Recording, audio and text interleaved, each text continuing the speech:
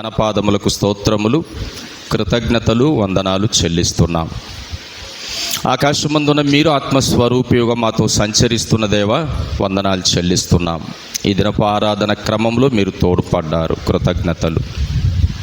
ఇప్పటి వరకు పాటలతో మిమ్మల్ని ఘనపరచాం, ప్రార్థించి మిమ్మల్ని గొప్ప చేశాం, సంఘ ప్రకటనలు విన్నాం. ఇక తండ్రి, మీ మాటలు వినడానికి మేము సిద్ధపడి ఉన్నాం. దీనిని నన్ను వాడుకొని మీ మాటలు వివరించుటకు మీ సాధనంగా ఉపయోగించండి. వినగల చెవులు, గ్రహించగల మనస్సు, దాని ప్రకారం జీవించే తీర్మానం మా అందరికీ కూడా దయచేయమని కోరుతూ, ఇక తీవ్రమైన ఈ వేసవి తాపం, ఎండల వేడి, ఉష్ణోగ్రత, ఉక్కపోతలు ఏ బిడ్డ శరీరం మీద కూడా ఎలాంటి చెడు ప్రభావం సోకకుండా ఆయురారోగ్యాలతో నింపి నడిపించి ఘనత చెందమని కోరుతూ, యేసయ్య ఉన్నతమైన శక్తివంతమైన పరిశుద్ధ దివ్య నామమును బట్టి ప్రార్థించి బ్రతిమాలి అడిగి వేడుకొనుచున్నాము తండ్రి, ఆమేన్. సరే, ప్రభునందు ప్రియమైన సంగమ, దేవుని బిడలారా, దేవుని ఘనమైన ప్రేమలో అనుక్షణము కాపాడుతున్న మహోన్నతుడు ఈ 2026 సంవత్సరం ఏప్రిల్ మాసం 12వ దినము వరకు మనందరినీ కూడా తన రెక్కల నీడలో భద్రపరిచాడు, ఆయురారోగ్యాలు అనుగ్రహించాడు. దాదాపుగా ఈ సంవత్సరం శిలువ ధ్యాన కూడికలు దాదాపుగా మనము ఫిబ్రవరి మాసం 18వ దినం మొదలుకొని మరి గడచిన ఈస్టర్ కార్యక్రమం వరకు కూడా అన్ని కార్యక్రమాలు సవ్యంగా నిర్వర్తించబడడానికి, మనందరం కూడా ఉపయోగించుకోవడానికి దేవుడు కృప చూపాడు. దేవదేవునికి మనము కృతజ్ఞులమవుతూ ఉన్నాం. ముఖ్యంగా క్రైస్తవ సంఘానికి లేక విశ్వాసులకు పునాది ప్రభు అయిన యేసుక్రీస్తు మరణ విజయుడై లేయడం. వాస్తవంగా యేసు మరణమును జయించి ఆయన లేచి ఉండకపోతే క్రైస్తవ్యానికి పునాది లేదు. విశ్వాసులకు కూడా బలమైనటువంటి విధంగా క్రైస్తవ్యాన్ని గూర్చి చెప్పుకోవడానికి అవకాశము ఉండదు. కాబట్టి మనము సంఘానికి, విశ్వాసికి కూడా పునాది ప్రభు అయిన యేసుక్రీస్తు మరణమును జయించి లేయడం. కాబట్టి ఆయన పునరుత్థానుడై లేచినటువంటి ఆ సంగతులను మనము గడచిన ప్రభు దినమందు ధ్యానం చేసుకున్నాం. ఎందుకంటే అలనాడు యేసు ప్రభు ఆయన మరణ విజయుడై లేచినటువంటి ఆ సందర్భాన్ని ప్రతి సంవత్సరం ఆయన జన్మదినం, ఆయన మరణ దినం, ఆయన పునరుత్థాన దినాన్ని మనం తలపోసుకోవడం అనేటువంటిది జరుగుతుంది. దాదాపుగా ఈ కార్యము జరిగి 2026 సంవత్సరముల క్రిందట.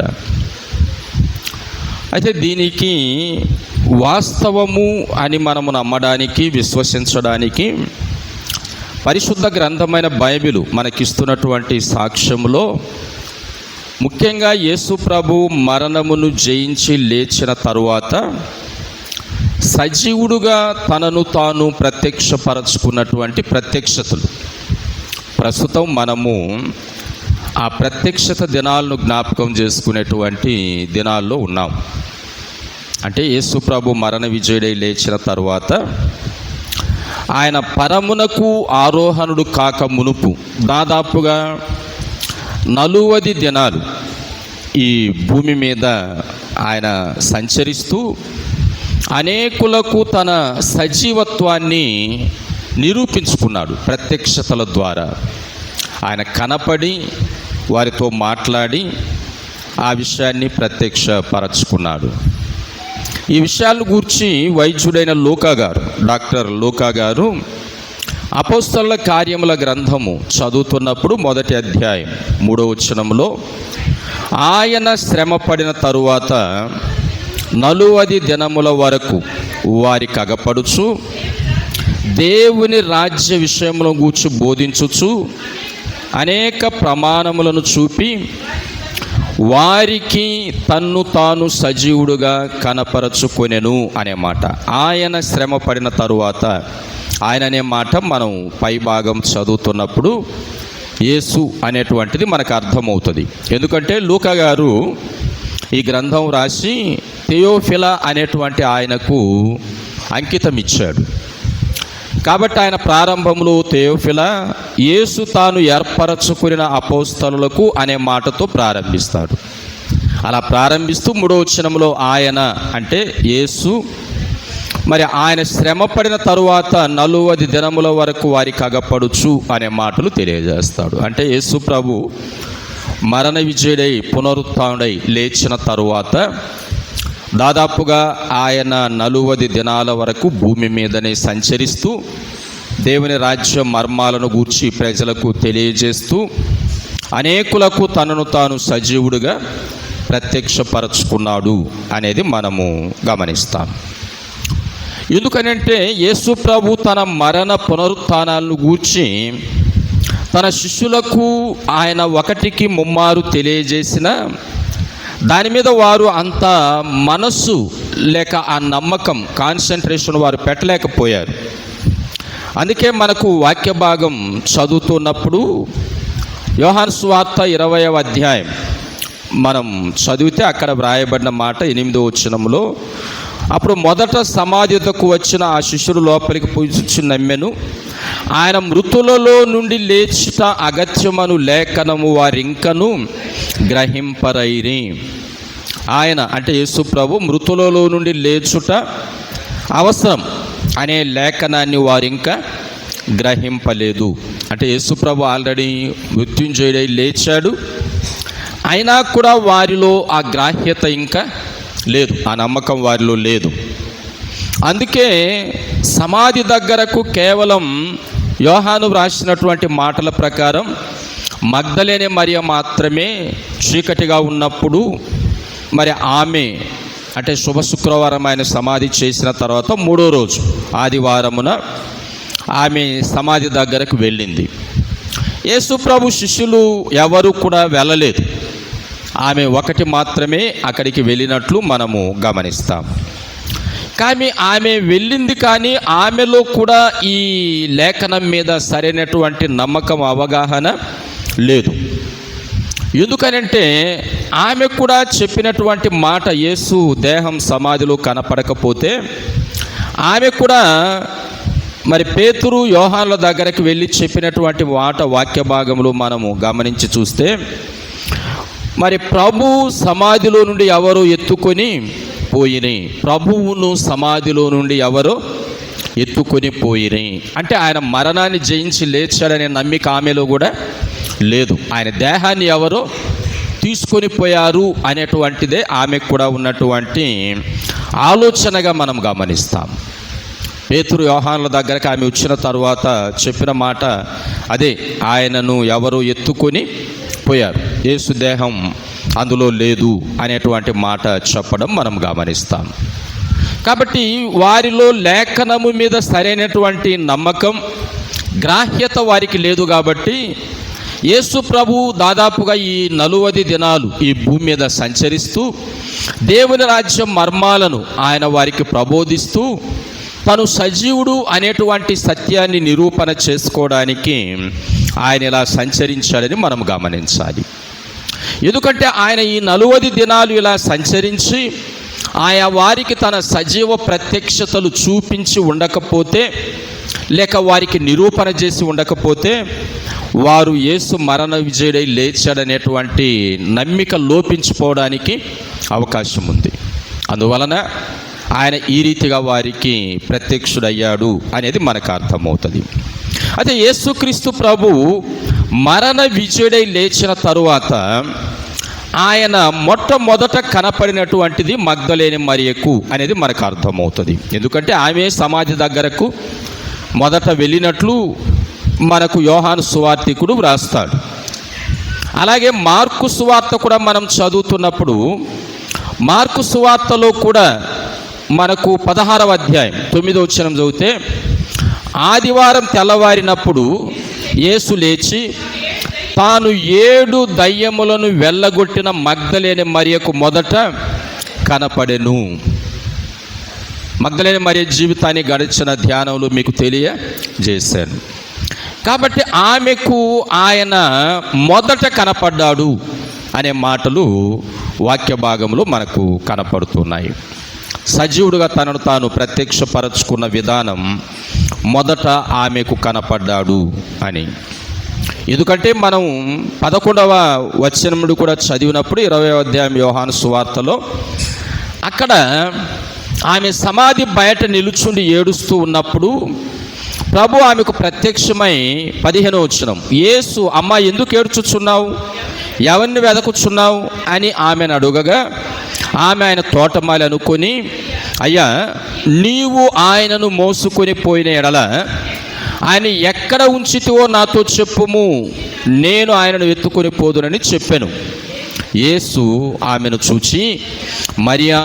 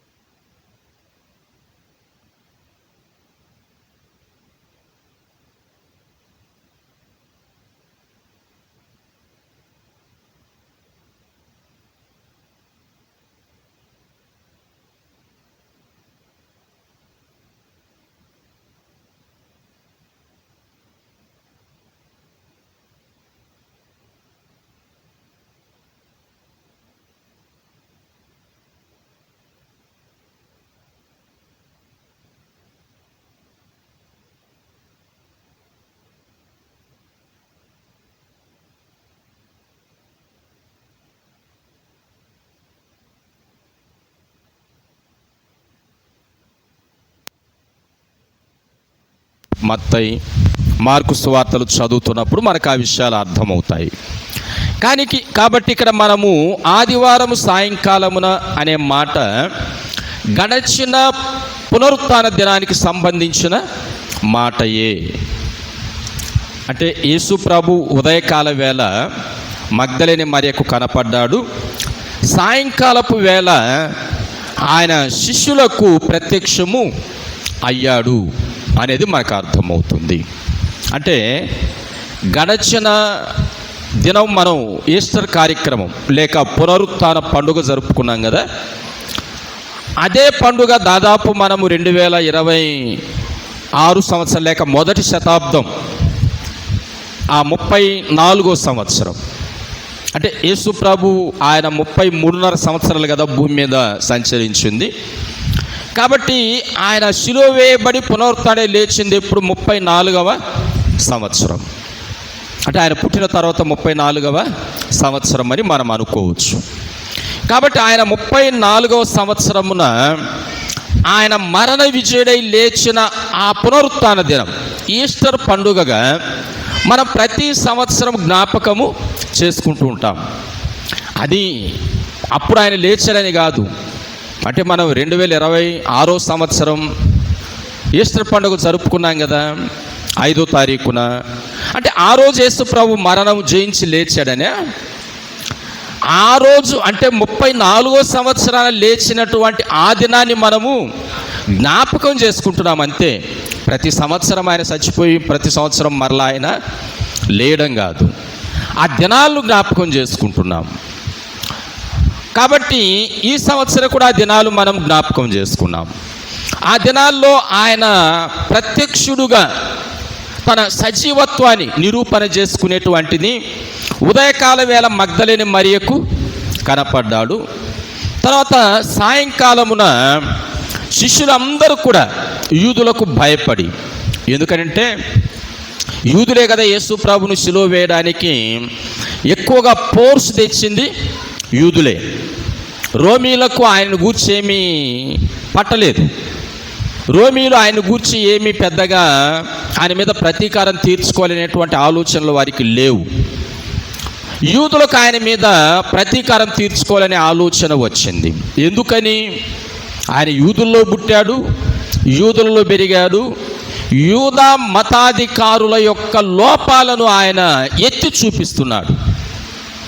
ధర్మశాస్త్రాన్ని పాటిస్తున్నాం అని చెప్పుకునేటువంటి వారు ఆ ధర్మశాస్త్రాన్ని వారు ఆధ్యాత్మిక రీతిలో దానిని ఉపయోగించుకోవడము లేదు. బాహ్యంగా మాత్రమే మాకు ధర్మశాస్త్రం తెలుసు, ధర్మశాస్త్ర ప్రకారం మేము బ్రతుకుతున్నాం అని అనుకుంటున్నారు. దానిని యేసు ప్రభు ఖండిస్తూ వచ్చాడు. మతాధికారుల యొక్క లోపాలను చూపిస్తూ వచ్చాడు. ధర్మశాస్త్రాన్ని మీరు సరిగా అర్థం చేసుకోవడం లేదు, ధర్మశాస్త్రంలో వ్రాయబడినటువంటి ఆ మాటలు ఈ భావాన్ని సూచిస్తున్నాయి అనేటువంటి దాన్ని వారికి బోధిస్తూ వస్తూ ఉన్నాడు. మతాధికారుల బోధకు, యేసుక్రీస్తు ప్రభు బోధకు ధర్మశాస్త్రము యొక్క అర్థములో మార్పులు కనపడుతున్నాయి. ఎందుకని యేసు ప్రభు బోధలో మనం చూస్తాం, వ్యభిచరించకూడదు అనే ఆజ్ఞ యూదులు మతాధికారులు బాహ్య సంబంధమైన శారీరక సంపర్కాన్ని గూర్చి వారు చెబుతూ వచ్చారు. యేసు ప్రభు ఏమన్నాడు? అదే కాదు, ఒక స్త్రీని మోహపు చూపుతో చూస్తేనే వ్యభిచారం అని అన్నాడు. అంటే అంతరంగాన్ని మీరు శుద్ధిగా ఉంచుకోవాలి. బాహ్య కార్యాలు చేయకుండా మేము పని చేయడం లేదని అనుకుంటున్నారు. అంతరంగంలో మీరు తప్పుడు ఆలోచనలు కలిగి ఉంటున్నారు. ఒక స్త్రీని చూసి మీరు మోహంగా ఆలోచిస్తున్నారు, ఆమెను గూర్చి మీరు చెడ్డ చూపుతో చూస్తున్నారు, చెడు ఆలోచన మీ హృదయంలోకి వస్తుంది. ఒక పురుషుని చూసినప్పుడు స్త్రీలు కూడా అలాంటి ఆలోచనలకు వస్తున్నారు. ఇది తప్పు అని ధర్మశాస్త్ర బాహ్య అర్థం యూదులు చేసుకున్నారు. ఆంతర్య అర్థాన్ని యేసు ప్రభు చెబుతూ వచ్చాడు. ఇది యూదులకు చాలా సంకటంగా మారిపోయింది. అరే, మేము బోధించే బోధ తప్పుగా ఉంది అని చెప్తున్నాడే అనేటువంటి ఆలోచన. ఇంకా ఆయా సందర్భాల్లో మతాధికారుల తప్పులను ఆయన ఖండిస్తూ వచ్చాడు. మత్తయి సువార్త 23వ అధ్యాయం చదువుతున్నప్పుడు, అయ్యో వేషధారులైన శాస్త్రులారా, పరసయులారా అని అంటాడు. వేషధారులు అంటే ఏంటి?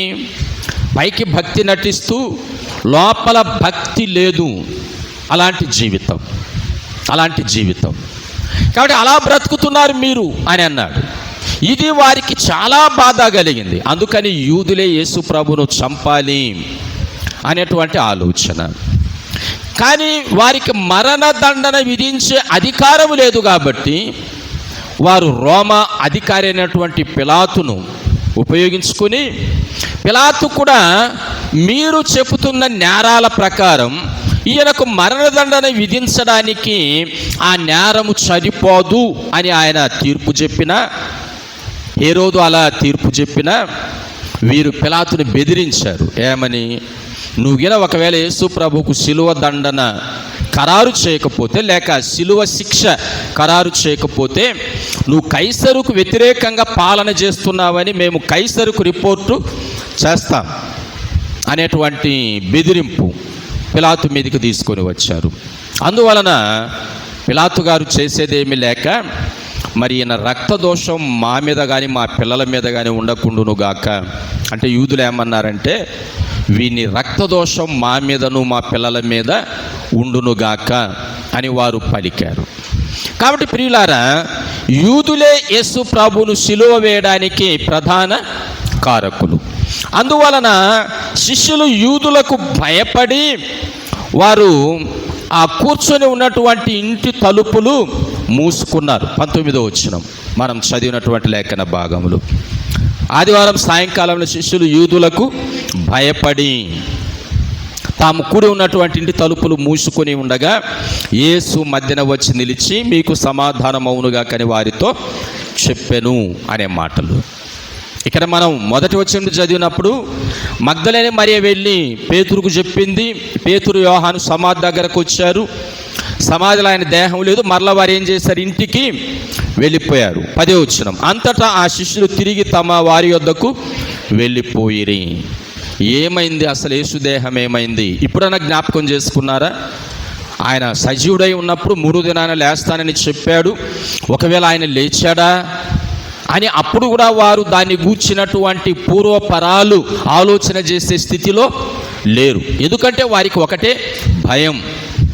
యూదులు మరి నజరుడైన యేసును గూర్చి ఈ రీతిగా చేశారు, విశ్వసించిన మనల్ని, వెంబడిస్తున్న మనల్ని ఏం చేస్తారో అన్నటువంటి భయం.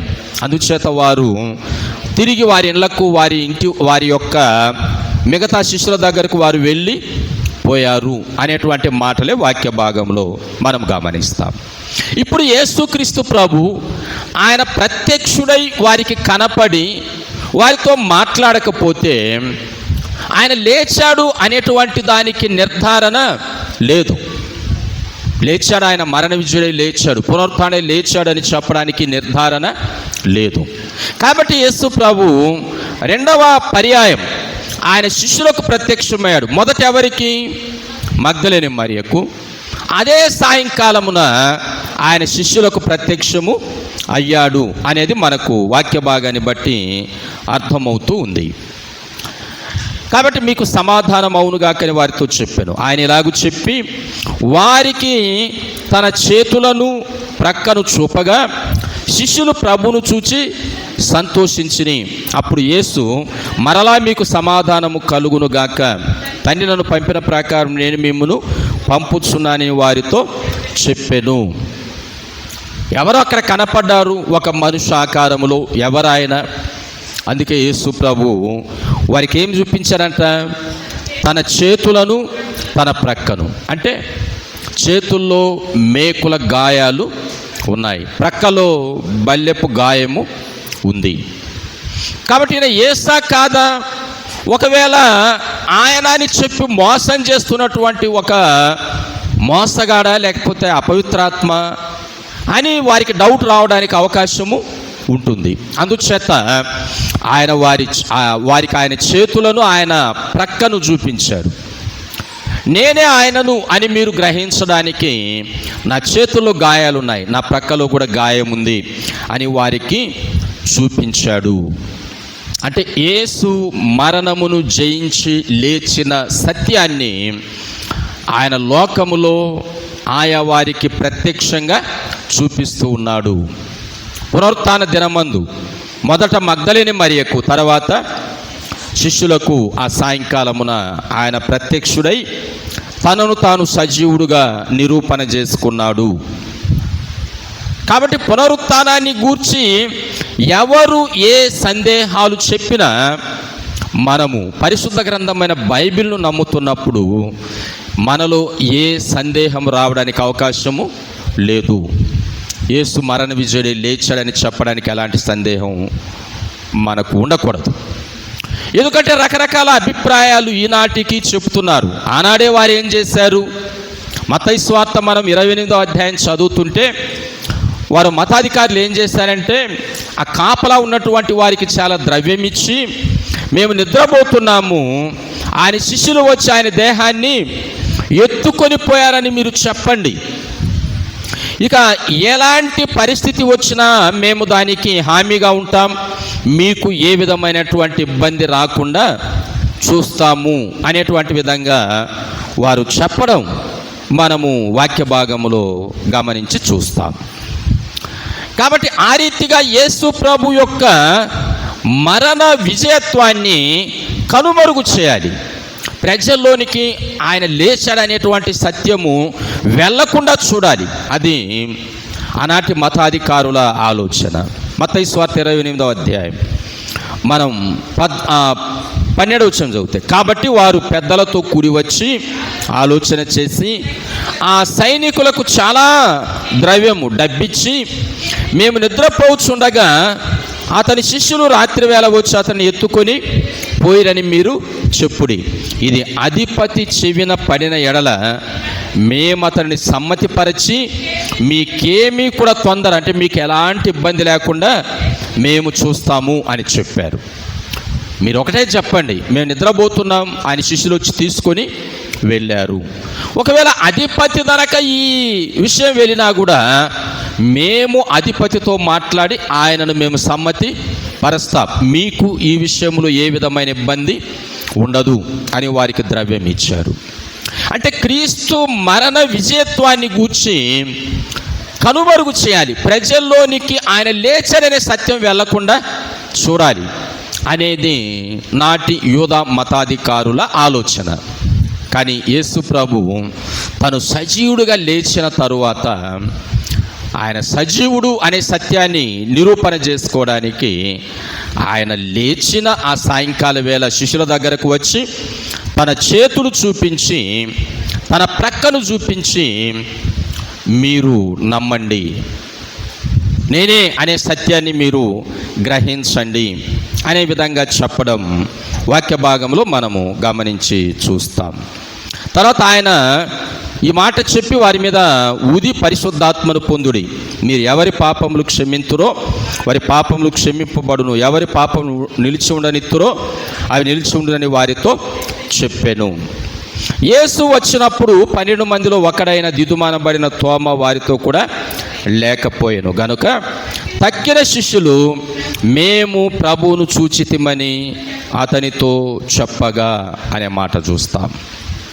మేము ప్రభువును చూచామని మిగతా శిష్యులు తోమాతో చెప్పారు. అంటే ఆ ఆదివారమున సాయంకాల వేళ శిష్యులకు ఆయన ప్రత్యక్షమైనప్పుడు తోమ వారితో ఆ మేడగదిలో లేడు. ఆ శిష్యులతో ఉన్నప్పుడు తోమ వారితో లేడు, ఆయన ఎక్కడికో వెళ్ళాడు. కాబట్టి ఇప్పుడు మిగతా శిష్యులు చూసిన వారందరూ ఏమన్నారు అని అంటే, మేము ప్రభువును చూచాము, ఆయన మరణ విజయుడై లేచాడు.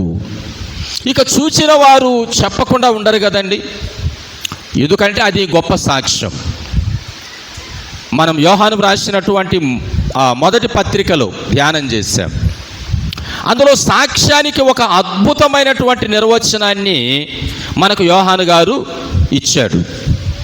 ఆ నిర్వచనం మనం మొదటి అధ్యాయం మొదటి వచనం చదువుతున్నప్పుడు, జీవవాక్యమును గూర్చి ఆది నుండి ఏది ఉండెనో మేమేది వింటిమో కన్నులార ఏది చూచితిమో ఏది నిదానించి కనుగొంటిమో మా చేతులు దేనిని తాకి చూచినో అది మీకు తెలియజేస్తున్నాము. ఇది సాక్ష్యానికి నిర్వచనం. అంటే మనం ఒక విషయాన్ని గూర్చి సాక్ష్యం చెప్పాలి అని అంటే, ఒకటి మనము దాన్ని గూర్చిన సమాచారము విని ఉండాలి. వినిన తర్వాత ఇది వాస్తవమా అవాస్తవమా అనేదాన్ని ఒకవేళ మన కన్నులతో చూడడానికి అవకాశం ఉంటే దాన్ని మన కన్నులతో కూడా చూచి నిర్ధారణ చేసుకోవాలి. ఏదో విన్నాం అని చెప్పితే కొన్నిసార్లు వినినటువంటి అన్ని వాస్తవాలుగా ఉండవు కూడా. కొన్నిసార్లు విన్న తర్వాత ఇది నిజమా కాదా అనే దాన్ని నిర్ధారణ చేసుకోవాలి. అందుకే కన్నులార ఏది చూచితిమో ఏది నిదానించి కనుగొంటిమో. ఒక విషయాన్ని మనం సాక్ష్య రూపంలో చెప్పాలి అని అంటే తొందరపాటు పనికిరాదు. నిదానంగా దాని పూర్వపరాలు తెలుసుకోవాలి. నిదానించి కనుగొంటిమో మా చేతులు దేనిని తాకి చూచెనో. అంటే మనకు అవకాశం ఉంటే దాన్ని మనం పట్టుకొని కూడా చూడాలి, తాకి చూడాలి. అలా చూచినప్పుడు మాత్రమే మనము దాన్ని గూర్చి సాక్ష్యము చెప్పాలి. ఇది నిజమైన సాక్ష్యం. కొందరు అబద్ధ సాక్ష్యాలు చెప్తారు. వారు వినరు, చూడరు, తెలుసుకోరు, కనుగొనరు. ఏం చెప్తారు? ప్రత్యర్థులు మీరు ఇలా చెప్పండి అంటే, అక్కడ యూదా మతాధికారులు సైనికులకు చెప్పారు కదా, ద్రవ్యం ఇచ్చి మేము నిద్రపోతున్నాము, ఆయన శిష్యులు వచ్చి ఆయన ఎత్తుకొని పోయారని చెప్పండి మీరు, చాలు.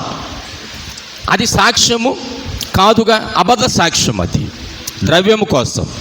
ఈనాటి సాక్ష్యాలు దాదాపుగా లోకంలో ఆ కోవలోనే ఉంటాయి. ప్రత్యర్థులు ఇచ్చే డబ్బు మీద ఆధారపడి ఉంటాయి.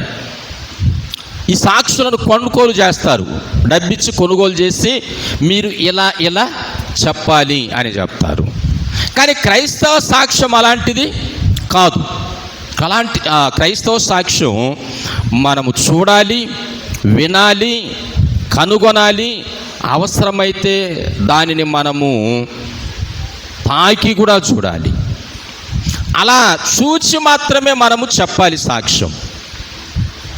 కాబట్టి ఇప్పుడు మగ్దలేని మరియకు ఆయన మొదట కనపడ్డాడు, తర్వాత శిష్యులకు కనపడ్డారు. కాబట్టి ఇప్పుడు మగ్దలేని మరియ కావచ్చు, శిష్యులు కావచ్చు, వారు ఆయనను గూర్చి ఇచ్చేటువంటి సాక్ష్యం ఆయన పునరుత్థాన నిరూపణకు గట్టి పునాదులే వేసినాయి అని మనం గమనించాలి. ఆయన ప్రత్యక్షుడయ్యాడు, సజీవుడుగా తను తాను కనపరుచుకున్నారు, చూచారు. వీరు మౌనంగా ఉంటే దానికి బలము లేదు. వీరు మౌనంగా చూచాము అయిపోయింది, గమ్ముగా ఉందామంటే బలము లేదు. చూచినప్పుడు అది అవాస్తవాలను మనము చెప్పగలగాలి. అది సాక్ష్యంలో ఒక ఉన్నతమైనటువంటి లక్షణముగా మనం గమనించాలి. మగ్దలేని మరియ సమాధి దగ్గరకు వచ్చినప్పుడు, సమాధిలో యేసు దేహం కనపడినప్పుడు ఆమె శిష్యుల దగ్గరికి వెళ్ళి ఏం చెప్పింది? ప్రభువును సమాధిలో నుండి ఎవరో ఎత్తుకొని పోయారు. అంటే ఏంటి? యేసు దేహం సమాధిలో లేదు. వాస్తవమే, ఆమె చెప్పింది అబద్ధ సాక్ష్యం కాదు. అంటే యేసు దేహము సమాధిలో లేదు అనేటువంటిది. చూసారా? అంటే ఎంత సింపుల్గా వారు సాక్ష్యం చెప్తున్నారో. నేను మీకు ఈ సాక్ష్యము యొక్క నిర్వచనాన్ని ఇచ్చిన తర్వాత మనం చెప్పే సాక్ష్యాలు ఎలా ఉంటాయో 4 రకాలుగా చెప్పాను మీకు కదా. మనం చెప్పే సాక్ష్యాలు ఎలా ఉంటాయో, సమయాన్ని పాడు చేసే సాక్ష్యాలు ఉంటాయి, ఇంటి గుట్టు బయట పెట్టుకునే సాక్ష్యాలు ఉంటాయి, ఇలాంటి సాక్ష్యాలు చెప్తుంటాం మనం. కానీ మగ్దలేని మరియ ఒక్క మాటలో చెప్పిన సాక్ష్యం ఏంటంటే, ప్రభు యొక్క దేహం సమాధిలో లేదు, ఆ సమాధిలో ఉండి ఆయన ఎవరో ఎత్తుకొని పోయారు. సింపుల్. అక్కడ ఆమె చూచింది, నేను తెల్లవారుజామున లేచాను, పరిగెత్తుకుంటూ సమాధి దగ్గరికి వెళ్ళాను, సమాధి దగ్గరికి వెళ్ళినప్పుడు రాయి లేదు, ఆయన దేహం సమాధిలో లేదు. ఇవన్నీ చెప్పలేమా? ఇవన్నీ ఏం చెప్పలేమా? ఆమె పెందల కడ సమాధి నుండి లేచింది. ఇవి యోహాను గారు రాసినటువంటివి. ఆమె చెప్పలే. ఆమె చెప్పింది ఏంటంటే, ప్రభు యొక్క దేహం సమాధిలో లేదు, ప్రభువును ఎవరో ఎత్తుకొని, సమాధిలో ఉండి ఎవరో ఎత్తుకొని పోయిరి. అంతే ఆమె చెప్పిన సాక్ష్యం. తను చూసింది ఏంటంటే సమాధిలో యేసు దేహము లేదు. తర్వాత ఇక్కడ శిష్యులు తోమాతో చెప్పినటువంటిది ఏంటంటే, మేము ప్రభువును చూచితిమి. అంతే. నిన్న ఆదివారం మేము మేడగదిలో కూర్చున్నాం కదా, మేమందరం ఉన్నప్పుడు యేసు ప్రభు వచ్చి మాకు కనపడ్డాడు. ఇవన్నీ వారు చెప్పలే. మేము ప్రభువును చూచితిమి, ఒకే మాట. అంటే యేసు మరణ విజయుడై లేచాడు, లేకపోతే చూడలేం కదా. ఆయన లేకపోతే కనపడడు మనకు. ఆయన లేచాడు కాబట్టి మేము ఆయనను చూచాము. ఇలాంటి సాక్ష్యాలు ప్రభు యొక్క లేక క్రీస్తు యొక్క మహామహిమను బలపరచేటువంటివిగా ఉండాలి. మనం సాక్ష్యం చెబుతుంటాం. ఏం చెప్తుంటాము? 40 దినాలు అయిపోతాయి కదా, ఈ 40 దినాలు ఏ అనారోగ్యత లేకుండా నేను ప్రతిరోజు ప్రార్థనకు వచ్చాను. ఏమి నేర్చుకున్నాను 40 దినాలు వచ్చి? అది మాత్రము శూన్యం. నువ్వు 40 దినాలు అనారోగ్యం లేకుండా గుడికి వచ్చావు, మంచిదే. ఏమి నేర్చుకున్నావు? నేర్చుకున్నది కదా చెప్పాల్సింది. ఈ 26వ సంవత్సరంలో ఈ 40 దినాలు నేను శిలువ ధ్యాన కూడికలకు వచ్చి ఈ విషయాన్ని నేను నేర్చుకున్నాను.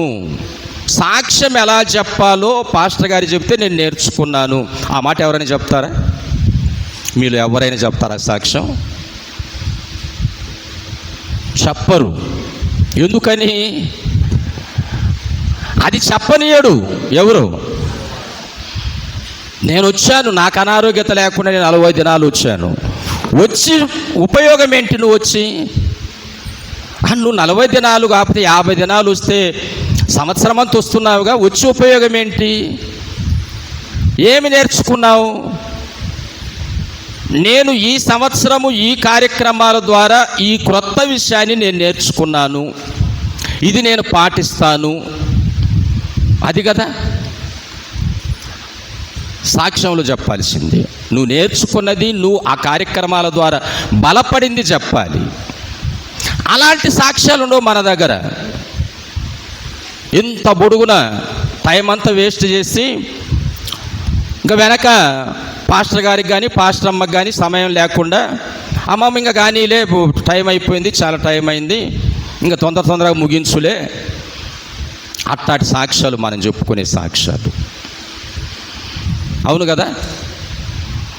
నేనేం మిమ్మల్ని అంటే మీరు ఎందుకు ఈ మాట చెబితే మీరు నేర్చుకోవాలని చెప్తున్నా, మిమ్మల్ని ఏం నిందించాలని కాదు. అవును కదా, ఇది సత్యం కదా, ఇలా చేయకూడదు కదా అనేది మీరు నేర్చుకోవడానికి చెప్తున్నా. కాబట్టి మగ్దలేని మరియ చెప్పిన సాక్ష్యం ఏంటంటే, ప్రభువును సమాధిలో నుండి ఎవరో ఎత్తుకొని పోయారు. యేసు ప్రభు శిష్యులు చెప్పినటువంటి సాక్ష్యం ఏంటంటే, మేము ప్రభువును చూచాం. అంతకుముందు జరిగింది చాలా ఉంది. ఏంటి? మగ్దలేని మరియ, నాకు రాత్రి అంతా నిద్ర పట్టలేదు, ప్రభు దేహాన్ని ఎవరైనా తీసుకొని పోతే సమాధి దగ్గర రాత్రి తెల్లవారుజామున 4 గంటలకే లేచాను, పరిగెత్తుకుంటూ సమాధి దగ్గరికి వెళ్ళాను, సమాధి దగ్గరికి వెళ్ళాక సమాధి మీద రాయి లేదు. ఇవన్నీ ఏమీ ఆమె చెప్పలేదు. యేసు దేహం సమాధిలో ఉందా లేదా అది ముఖ్యం. ఆమె ఏ టయాన వెళ్ళింది, ఎంత ఆతృత ఉంది అది ముఖ్యము కాదు. సమాధిలో యేసు దేహం ఉందా లేదా? లేదు. దాన్ని చూసింది, ఆ సంగతి ఆమె చెప్పింది. యేసు ప్రభు కూడా వారికి ప్రత్యక్షమైనప్పుడు, మిగతా శిష్యులు ఆ మేడగదిలో ఉన్నప్పుడు, మరి ఆయన వారికి ఆయన చేతులు చూపించాడు, ప్రక్క చూపించాడు. నేను సమాధిని జయించి లేచాను, మరణాన్ని జయించి లేచాను అనేటువంటి మౌన సాక్ష్యమే వారికి ఆయన ఇచ్చాడు. దానిని గూర్చి వారితో లేని తోమాతో వీరు చెప్తున్న మాట ఏంటంటే, మేము ప్రభువును చూచాము. తోమా గారు దాన్ని నమ్మడానికి ఒక విషయాన్ని చెప్పాడు ఆయన. మనం ఆ తర్వాత భాగాలు చదువుతున్నప్పుడు 25వ వచనంలో, గనుక తక్కిన శిష్యులు మేము ప్రభువును చూచితిమని అతనితో, అంటే తోమాతో, తోమ 12 మందిలో లేడు కాబట్టి చెప్పగా, అతడు, నేను ఆయన చేతుల మేకుల గుర్తులను చూచి నా వ్రేలు ఆ మేకుల గుర్తుల్లో పెట్టి నా చెయ్యి ఆయన ప్రక్కలో ఉంచితేనే కానీ నమ్మననేను అనే మాట చూస్తాం. అవును, కొన్నిసార్లు మనుషులను భ్రమ పెట్టేటువంటి విధానాలు కూడా ఉంటాయి. కరుణామయుడు చలనచిత్రం మనం చూస్తాం కదా. మరి ఆ కరుణామయుడు ఆ యేసు ప్రభు పాత్ర ఇచ్చినటువంటి విజయచంద్రన ఆయన చేతుల్లో మేకులు కొట్టినట్లు చూపిస్తారు మనకు కదా. నిజం కొట్టారా? కొట్టలే, కానీ మనకు అవి చేతుల్లో చీలలు కొట్టినట్లే కనపడింది. చాలాసార్లు మనం చాలా రకాలైనటువంటి డ్రామాలు ఇలాంటివి చూస్తుంటాం. మరి గాయాలైనట్లు ఇవన్నీ కూడా కేవలం ఆ మేకప్లో చూపిస్తారు. ఒకవేళ ఆయన చేతులు చూపిస్తే, ప్రక్క చూపిస్తే చేతుల్లో మేకుల గుర్తులు ఉన్నట్లు ఏమన్నా అలా మేకప్ చేశాడా, ప్రక్కలో అలా మేకప్ చేశాడా అంటే తోమాకు వచ్చినటువంటి డౌట్. మరి మేము ఆయన ప్రక్క చూసాము, ఆయన చేయి కూడా చూసాము, ఆయన చేతిలో గాయం ఉంది, ప్రక్కలో గాయం ఉంది. తోమ ఏమంటున్నాడు? నా వేలు పెడతాను, నిజంగా గాయం అవుతుంది, నా వేలు పెడితే గాయం కనపడుద్ది. రంగు పూసిట నా చేతిలో గాయమైందని అంటే నమ్ముతానా? నిజంగా గాయమే అయితే నా వేలు పెడతాను. ప్రక్కలో బల్లెంతో పొడిచిన గాయం చూపించిన అన్నారు కదా, నా చేయి పెట్టి చూస్తాను, అప్పుడు నమ్ముతా నేను. ఎందుకు అని అంటే మరణము జయించి లేచినటువంటి వారు అప్పటి వరకు ఎవరు లేరు, ప్రపంచ చరిత్రలో ఎవరు లేరు. కాబట్టి యేసే ఆయన అనే నిర్ధారణ చేసుకోవాలి అని అంటే ఆయన చేతి గాయాలు ఆయన చూపిస్తే, ఆయన ప్రక్క గాయం ఆయన చూపిస్తే కాదు, అవి నిజంగా గాయాలా కాదా? మనల్ని భ్రమపరిచేటువంటి మేకప్. నేను వేలు పెట్టాలి, నా చేయి పెట్టాలి, అప్పుడే నేను నమ్ముతాను అని అన్నాడు. ఒకవేళ తోమాలో అక్కడ అవిశ్వాసం మనకు కనపడినా, తోమా అన్నటువంటి ఆ మాటలో మనకు ఇంకొక గొప్ప నిర్ధారణ వచ్చింది. ఆయనే అనే చెప్పడానికి మనకు ఒక గొప్ప నిర్ధారణే వచ్చింది. కాబట్టి ప్రియమైన దేవుని బిడ్డలారా, యేసు మరణ విజయుడు అని చెప్పడానికి ఆయన ప్రత్యక్షతలు, దానిని చూచిన వ్యక్తుల సాక్ష్యాలు బలపరుస్తున్నాయి. ఇవేవో కల్పన కథలు కాదు, లేకపోతే కవుల యొక్క వర్ణన కాదు. పరిశుద్ధ గ్రంథమైనటువంటి బైబిలు వాస్తవ సత్యాలు. మనకు బైబిల్లో ఉన్నటువంటి విషయాలే కాదు, మనకు పురాతన శాస్త్రవేత్తలు కూడా వారు రాసినటువంటి కొన్ని గ్రంథాలు మనము గమనించి చూస్తే, వారి చరిత్ర గ్రంథాలు, జోసిఫస్ అనేటువంటి ఆయన పురాతన చరిత్రకారుడు, ఆయన రాసినటువంటి గ్రంథాల్లో కూడా యేసును గూర్చినటువంటి విషయాలు ఉన్నాయి. ఆయనేం యేసును నమ్మినవాడు కాదు, యేసు నమ్మినవాడు కాదు. అని యేసు అనేటువంటి ఒక వ్యక్తి ఆ కాలంలో ఉన్నాడు, ఆయనకి ఇలా జరిగింది అనేటువంటిది జోసిఫస్ ఆయన రాసినటువంటి గ్రంథాల్లో ఉంది. పురావస్తు ఆధారాలు, చరిత్ర ఆధారాలు, యేసు ప్రభు మరణ విజయుడు అని చెప్పడానికి ఆధారాలు ఉన్నాయి. పరిశుద్ధ గ్రంథమైన బైబిలు మనకి సాక్ష్యాన్ని ఇస్తూ ఉంది. నాడు చూసిన మగ్దలేని మరియ కావచ్చు, యేసు ప్రభు శిష్యులు కావచ్చు, వారిచ్చిన సాక్ష్యం. అంతేకాకుండా యేసు వారికి ప్రత్యక్షుడైన ఆయన ప్రత్యక్షతలు యేసు మరణమును జయించి లేచాడు అనేటువంటి నిర్ధారణ చేస్తున్నాయి అనేది ప్రేమైన దేవుని బిడ్డలారా, సహోదరి సహోదరులారా, ఈ మధ్యాహ్న కాల వేళ మనం ఎరిగిన వారమై, గ్రహించిన వారమై, క్రీస్తు మరణ విజయాన్ని గురించిన ఏ సందేహం మన హృదయంలోనికి, మన తలంపులోనికి రాకూడదు. దాని గురించి అనేక గ్రంథాలు ఒకవేళ మనం చదవచ్చు, దానికి భిన్నమైన బోధలు మనం వినొచ్చు, కానీ వాటిని మనం విశ్వసించకూడదు.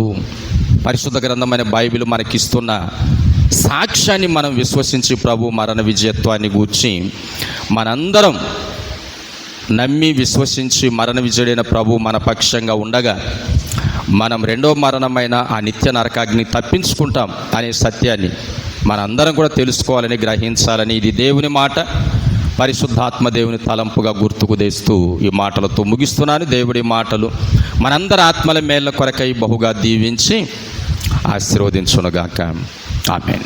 ప్రార్థన చేస్తూ